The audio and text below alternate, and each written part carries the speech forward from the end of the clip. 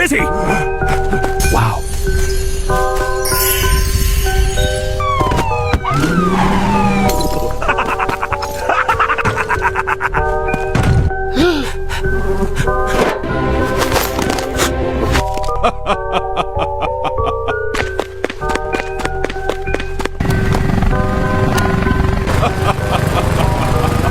Where is the gold?